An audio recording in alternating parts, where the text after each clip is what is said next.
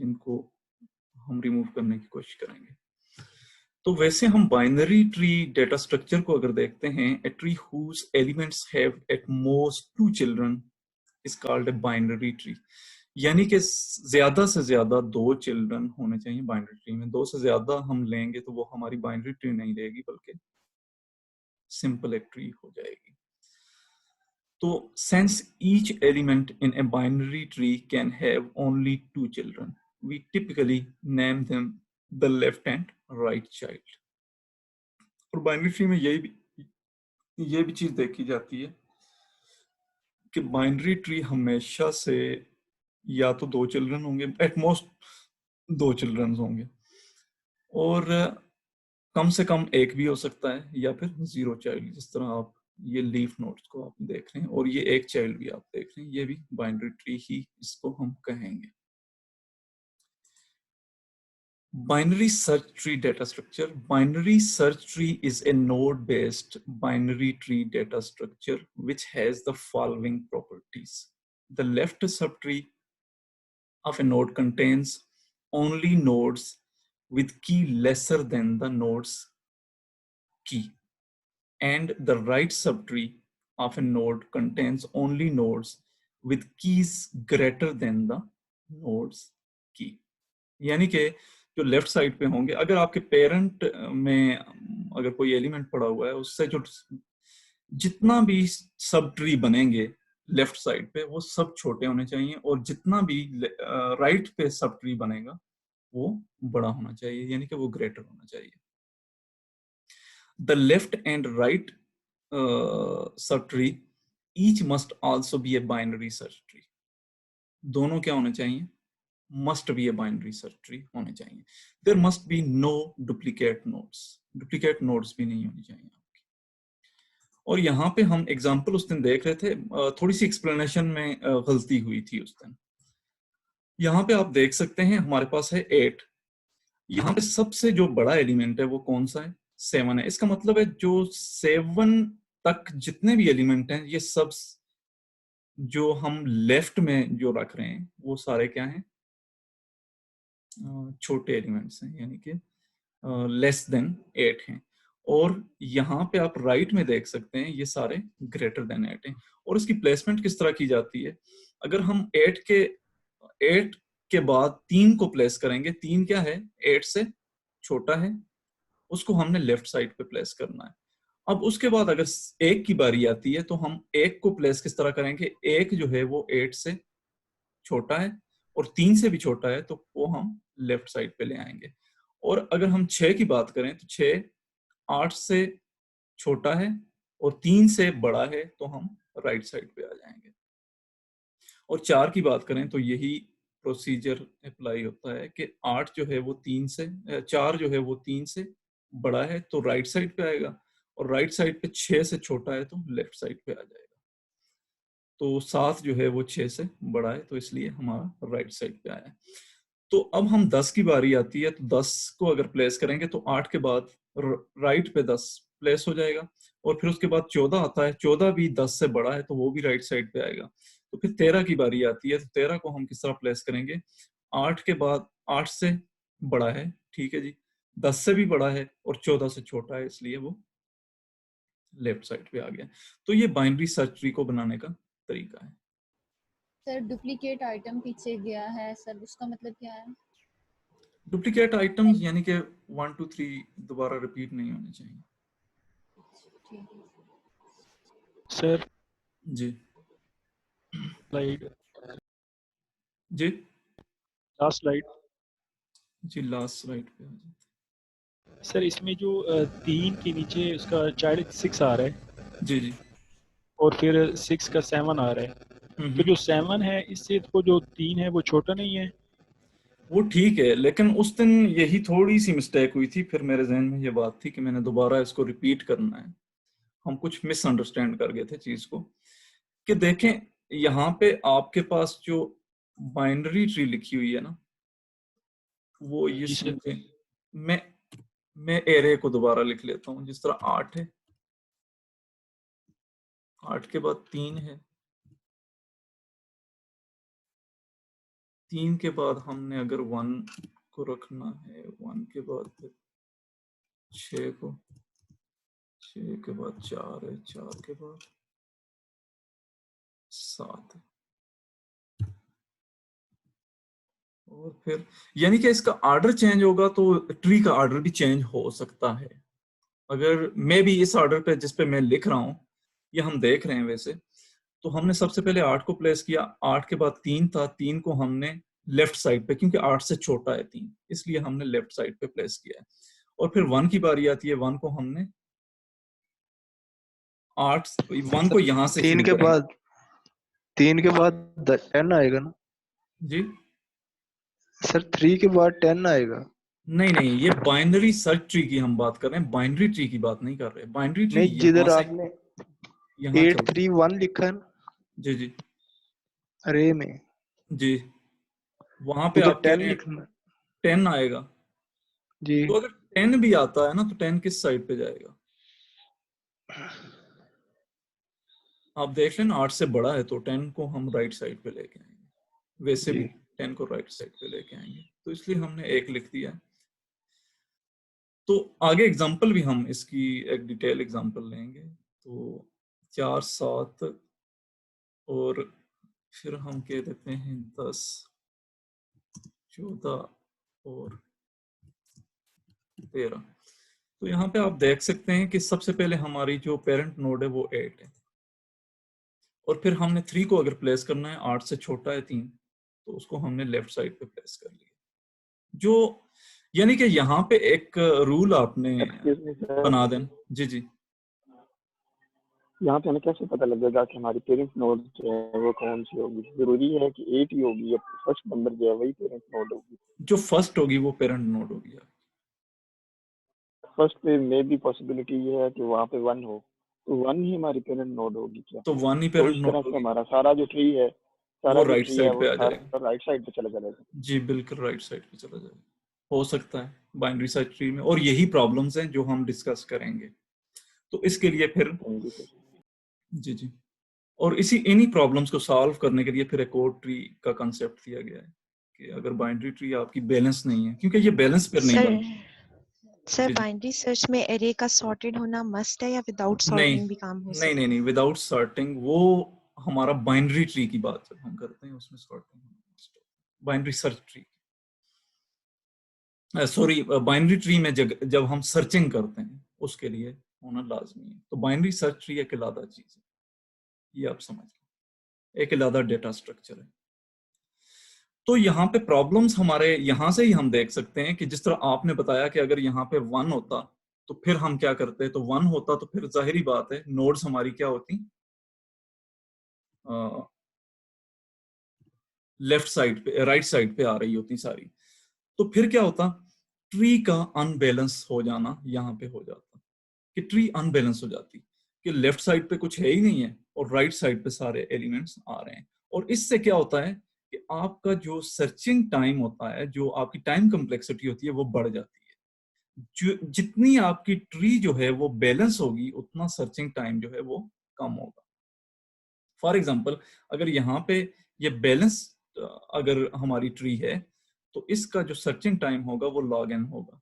लेकिन अगर हमारी लेफ्ट स्क्यू ट्री एक बनती है या राइट स्क्यू ट्री बनती है, जिस तरह ये 8 के बाद 10 आ गया, 10 के बाद 14 आ गया, 14 के बाद 15, 15 के बाद 20, 20 के बाद 22, और करते करते ये एक ही साइड पे अगर बन रही है, तो इसका हमारा जो सर्चिंग का टाइम होगा वो n O ऑफ n होगा। तो इसलिए यहाँ पे बाइनरी सर्च ट्री के अंदर आपको ये प्रॉब्लम फेस करने पड़ते हैं कि आपकी अगर ट्री बैलेंस्ड है तो फिर तो आपका सर्चिंग टाइम जो है वो कम से कम लगेगा। लेकिन अगर आपकी ट्री जो है वो इस तरह बन रही है कि एक ही साइड पे बन रही है, तो फिर आपके लिए प्रॉब्लम क्रिएट हो सकते हैं, आपका जो टाइम कम्प्लेक्सिटी होगी वो बढ़ जाएगी। तो हम एक एग्जांपल यहाँ पे लेते हैं बाइनरी सर्च ट्री की। Draw a binary search tree by inserting the following numbers from left to right. ये numbers हैं हमारे पास Binary tree means a node having at most 2 children, either 0, 1, 2. यहाँ पे बाइनरी सर्च ट्री के अंदर भी हमने बाइनरी ट्री वाला ही कॉन्सेप्ट लेके आना है कि हमारी ट्री जो होगी वो बाइनरी होगी, एट मोस्ट जो होंगे वो 2 एलिमेंट्स होंगे, 2 नोड्स होंगे. The left subtree is less than its parent's node and right subtree is greater than its parent node. अगर हम 11 की बात करें तो 11 के बाद 7 आता है, 7 क्या लेफ्ट पे आ गया, तो 5 क्या है 7 की लेफ्ट पे आएगा क्योंकि 7 से छोटा है, और 12 जो है वो 7 से बड़ा है तो राइट साइड पे आएगा. लेकिन ये हमारी बाइनरी सर्च ट्री नहीं है. क्यों? क्योंकि जो हमारा पेरेंट नोड है ये वैसे, इससे अलावा हमने एक एग्जांपल ली है, इसके अलावा इसको आगे सॉल्व करेंगे, लेकिन यहाँ पे आप देख लें कि 12 जो है वो 11 से बड़ा है तो 12 को यहाँ पे आना चाहिए, तो इसलिए ये बाइनरी सर्च ट्री नहीं है हमारी. तो इसमें ये प्रॉब्लम आ रहा है इस स्लाइड के अंदर. तो हम नेक्स्ट जाते हैं, नेक्स्ट देखते हैं कि draw a binary search tree by inserting the following numbers from left to right 11, 6, 8, 19, 4, 10, or 9 is less than 11 and 9 is greater than 7, so it's not a BSF. नहीं,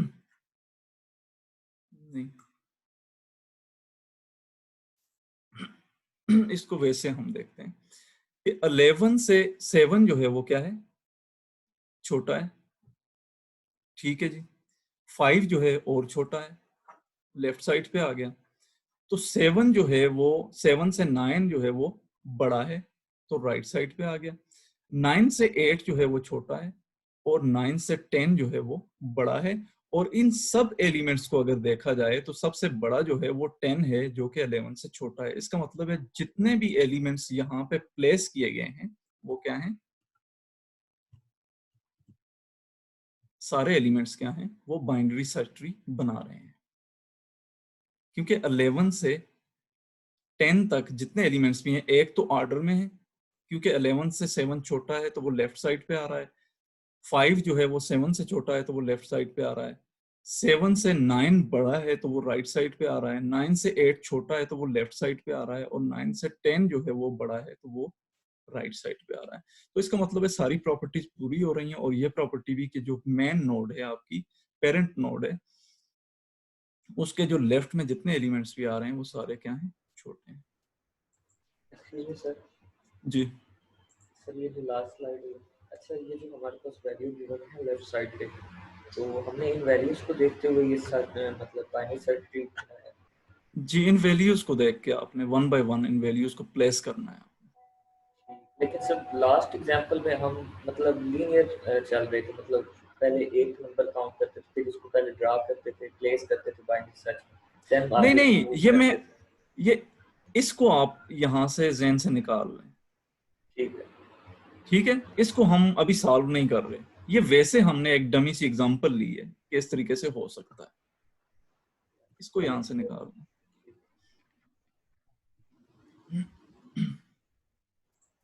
इसी एग्जांपल को लेके आगे हम चलेंगे.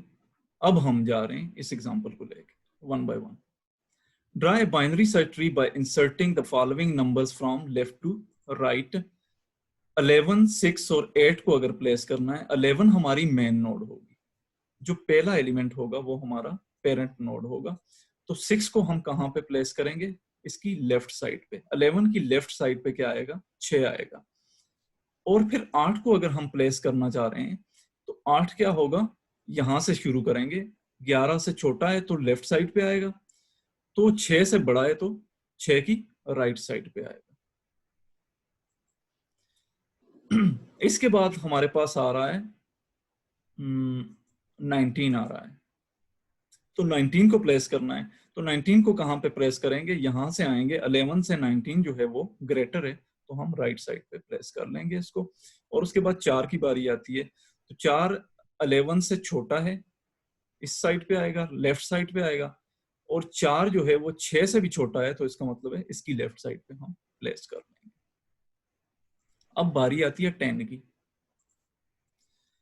तो 10 को कहां पे रखेंगे, 11 से क्या है 6, 11 से 10 जो है वो छोटा है तो लेफ्ट साइड पे आएगा, लेकिन 6 से जो 11 है 10 है वो बड़ा है तो राइट साइड पे आएगा। तो यहाँ पे 8 पड़ा हुआ है, 8 से भी बड़ा है तो इसकी राइट साइड पे हम प्लेस कर लेंगे। अब 5 की बारी आती है, तो 5 को कहाँ पे रखेंगे? 5 को यहां से ही चेक करें कि 11 से छोटा है तो 6 पे आएगा, 11 से छोटा है तो इस साइड पे आएगा, इस साइड पे अगर आया तो 6 से भी छोटा है तो इस साइड पे आएगा, लेकिन 4 से जो है यहाँ पे 4 पड़ा हुआ है तो 4 से जो 5 है वो क्या है? बड़ा है, तो 4 की राइट साइड पे हम इसको प्लेस कर दें। तो अब बारी 17 की आती है, तो 17 को हम कहां पे प्लेस करेंगे? 11 से 17 क्या है? बड़ा है, और आगे 19 पड़ा हुआ है, 19 से छोटा है तो हम किस साइड पे आ जाएंगे? 17 लेफ्ट साइड पे आ जाएंगे। इसके बाद 43 आता है, तो 43 11 से बड़ा है, 19 से भी बड़ा है तो यहां पे हम प्लेस कर देंगे। और जो 49 है, 49 भी 11 से बड़ा है, 19 से भी बड़ा है, 43 से भी बड़ा है, तो इसका मतलब है 49 कहाँ पे आएगा? यहाँ पे आएगा, इसकी राइट साइड पे, 43 की राइट साइड पे आएगा। अब 31 रह गया है, तो 31 को भी चेक करेंगे, 11 के साथ कंपेयर करेंगे। 11 19 से भी बड़ा है तो 43 से छोटा है तो हम इसकी 43 की लेफ्ट साइड पे आ जाएंगे। तो ये तो बन गई हमारी जो एरे दी हुई थी, उससे हमने ट्री बना ली है।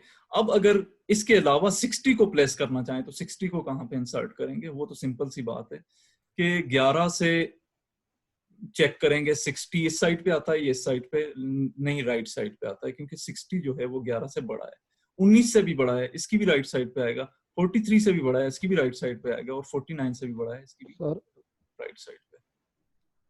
जी सर जो 49 है जी, उसके बाद 31 आ रहा है, तो 49 की राइट साइड पे 31 नहीं होगा, आपने 43 की राइट साइड पे, सॉरी 49 की लेफ्ट साइड पे 31 होगा। देखें तो आप उस लास्ट चीज अगर को हम ना देखें। जी जी, मैं आपकी बात समझ रहा हूँ।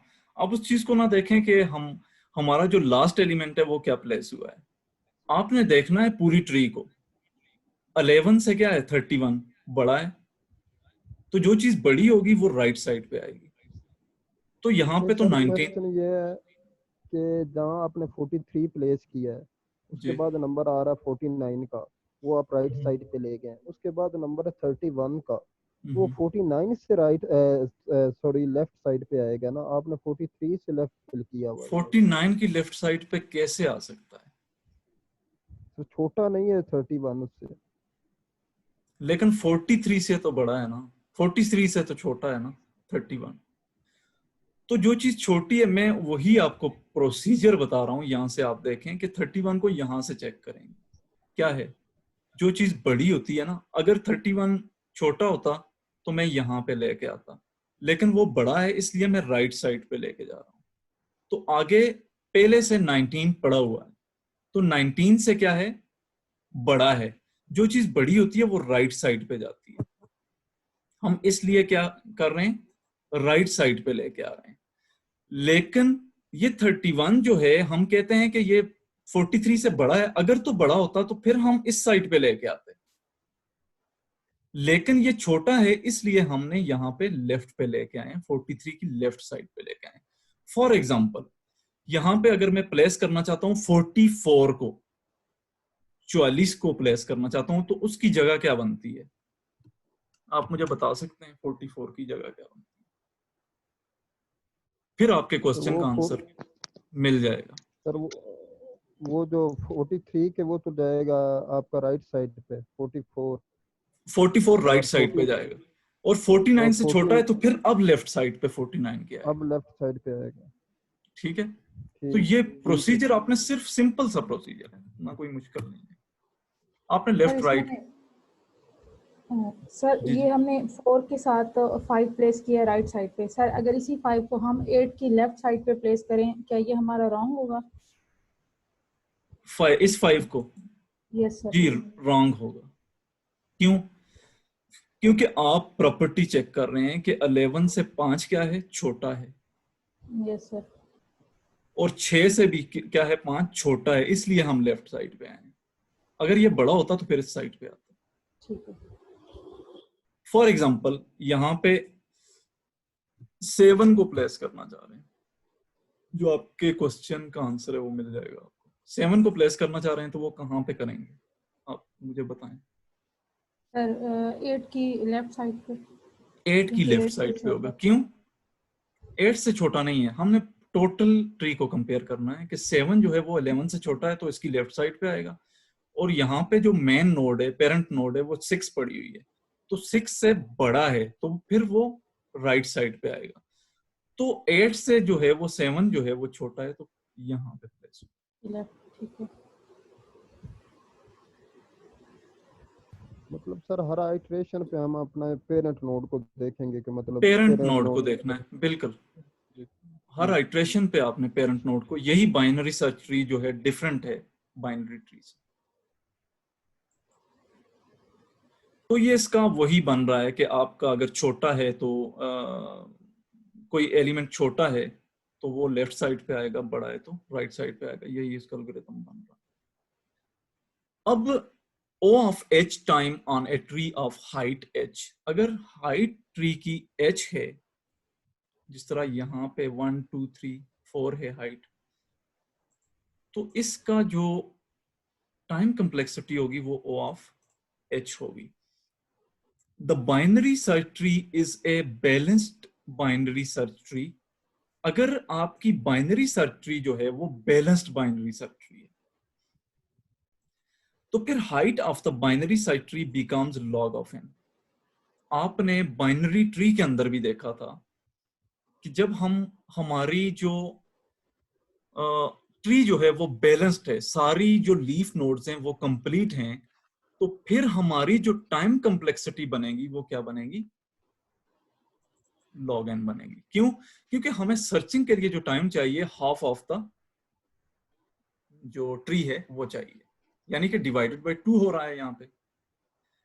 लेकिन यहाँ पे एक और चीज देखनी है आपने कि the binary search tree is a skewed binary search tree. अगर स्क्यूड बाइनरी सर्च ट्री है तो फिर क्या होगा, height of the binary search tree becomes n। So time complexity of DST operations is O of n हो जाएगा। अगर तो आपकी ट्री फॉर एग्जांपल, पेंट में खोलता हूं, यहां पे एक नोड है, ये बन रही है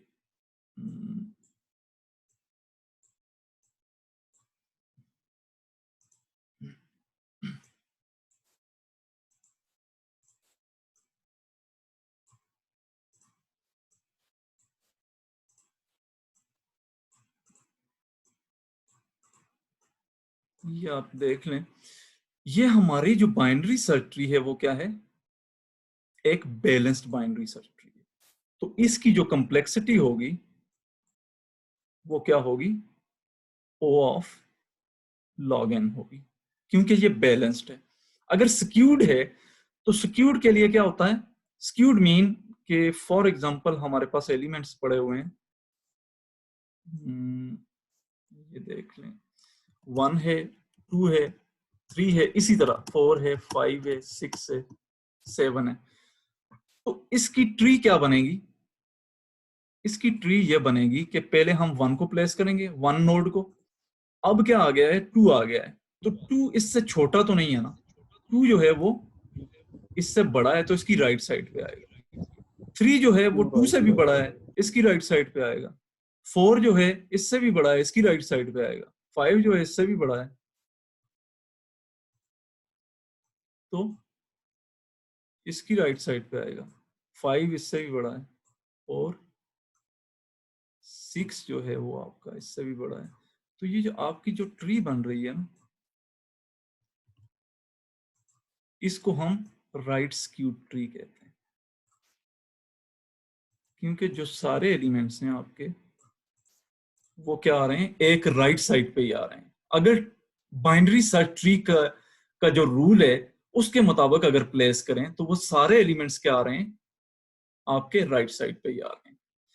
तो इसका मतलब क्या हुआ, इसकी हाइट कितनी होगी,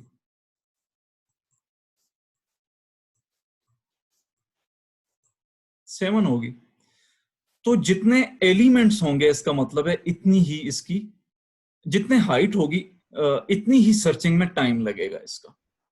यानी कि n एलिमेंट्स हैं, अगर 7 को सर्च करना चाह रहे हैं हम, यहाँ पे 7 पड़ा हुआ है, इसको सर्च करना चाह रहे हैं, तो 7 को सर्च करने के लिए हम 1 को देखेंगे, 1 को देखेंगे, नहीं जी यहाँ पे तो नहीं पड़ा हुआ, 2 पे आएंगे, 2 पे भी नहीं है, 3 पे आएंगे, 3 पे भी नहीं है, 4 पे, 5 पे।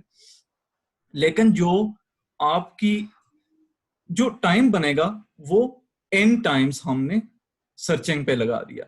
लेकिन यहाँ पे अगर मैं कहता हूं 1 पड़ा हुआ है, यहाँ पे 3 पड़ा हुआ है, नहीं यहाँ पे मैं कहता हूं 7 पड़ा हुआ है फॉर एग्जांपल, तो यहाँ पे 3 पड़ा हुआ है, तो यहाँ पे 3 के बजाय ये अगर 7 है तो यहाँ पे अगर 6 पड़ा हुआ है, यहाँ पे मुझसे लिखा नहीं जाता, 6 पड़ा हुआ है, तो सर्चिंग का टाइम यहाँ पे रिड्यूस हो जाता है। रिड्यूस क्यों होता है?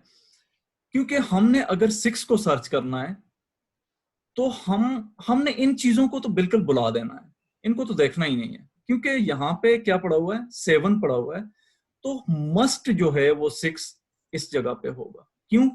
क्योंकि हमने इसको कंपेयर करना है कि यहाँ पे अगर 7 है तो 7 से मस्ट 6 जो है वो क्या होगा, छोटा होगा। तो इसलिए हमने इसको तो डिस्कार्ड कर देना है, इन नोड्स को तो हमने देखना ही नहीं है। हमने क्या देखना है, यहाँ पे अगर 5 पड़ा हुआ है तो इस पे आए और दूसरे स्टेप पे हमें 6 जो है वो मिल गया।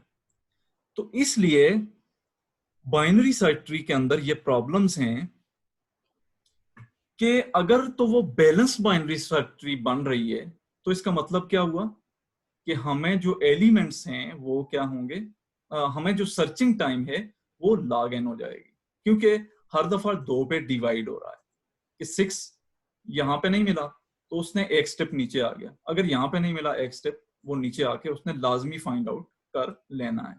लेकिन इसमें क्या होता है, इसमें ये होता है अगर कोई चीज आपके पास है भी नहीं, कि 6 के बाद मैं कहता हूं कि